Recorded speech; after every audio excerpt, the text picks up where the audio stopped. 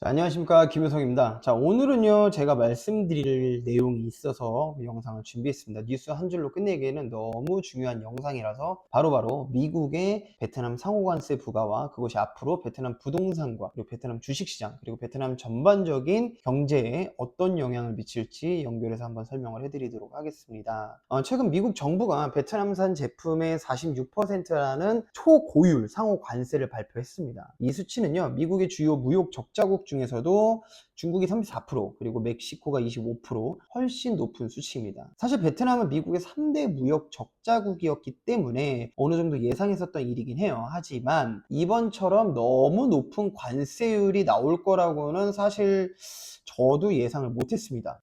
그렇다면 왜 미국은 베트남에 이렇게 높은 관세를 부과했을까요? 미국 입장에서는 무역 적자 해소, 그리고 환율 조작 방지, 정치적 명분 쌓기, 이러한 이유들이 있을 수 있는데요. 베트남 입장에서는 이번 조치가 성장 엔진에 굉장히 큰 제동이 걸릴 수 있는 심각한 변수가 될 수도 있는 겁니다. 실제로 베트남은 지난 3월 미국 기업과 41억 달러 규모의 에너지 서비스 구매 계약을 체결하면서 미국과의 관계 개선을 좀 시도한 편이에요. 그리고 미국산 제품 일부에 대해서 관세 인하라는 카드도 제공을 했었거든요. 근데 결국 관세 부과 대상에서 이제 벗어나질 못했죠. 이제 중요한 건 이 관세가 베트남 경제에 어떤 영향을 주느냐 이거예요. 일단 첫 번째로 보자면 베트남 환율의 추가 상승이 좀 불가피합니다. 이번 관세로 인해서 수출 감소 그리고 무역 수지 악화가 예상이 되면서 신한은행 S&T 센터는 2분기 동안 환율 상단을 26,300동까지 열어놔야 된다고 분석을 했습니다. 환율 상승은 원자재 수입 비용 증가 그리고 생산비 상승, 물가 인상으로 인해서 내수시장 위축과 기업 수익성 악화라는 악순환을 가져올 수가 있어요. 아무래도 이제 생산비가 상승이 되고 원자재 수입이 상승이 되면은 지금 짓고 있는 부동산들도 문제가 될 수도 있는 거예요. 자, 둘째로 베트남 주식시장도 변동성 확대가 예상이 됩니다. 최근까지 베트남 주식시장은 외국인 투자자 유입과 경기 회복 기대감으로 많은 상승세를 보여왔었는데요.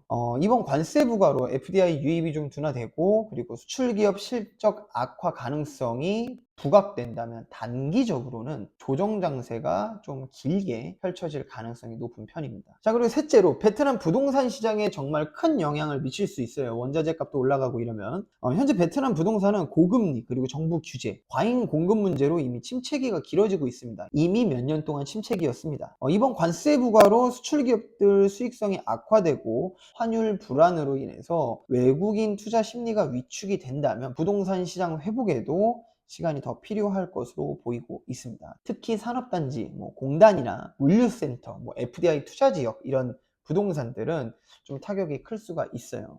하지만 너무 비관적으로만 보지는 않아도 될 것 같습니다. 다른 한편으로는 미국에 이제 내년에 중간 선거가 있잖아요. 그 중간 선거를 앞두고 있기 때문에 이번 고율 관세 정책을 장기간 유지하기 어려울 수도 있다라는 의견들도 좀 나오고 있는 편이고, 그리고 글로벌 경기 둔화, 그리고 미국 금리 인하 가능성, 달러 약세 이런 부분들을 다 열어놓고 보자면 하반기부터 환율이 좀 안정이 되고 외국 투자 심리도 조금씩 회복이 될 것이라는 전망도 나오고 있는 상황입니다. 정리를 하자면 이번 베트남 상호관세 부과는 단순히 수출 기업만의 문제는 아닙니다. 부동산하고 주식이 정말 데미지를 많이 입을 수 있고요. 그리고 경제 전반에 걸쳐서 환율이나 수출, 투자 심리 이런 것들이 모든 변수를 흔들 수 있는 중대한 이벤트적인 요소가 될 수 있습니다. 저는 항상 얘기하는 게 이런 위기 속에서 항상 기회가 반드시 있습니다. 시장 충격으로 인해서 좋은 자산이 좀 저평가되게 나오는 경우들이 항상 몇 년에 걸쳐서 제 경험상 봐왔기 때문에 환율 급등 이후에 그 안정 구간이 있잖아요. 그 안정 구간에서는 외국인 투자 자금이 좀 더 유입이 되지도 않을까라는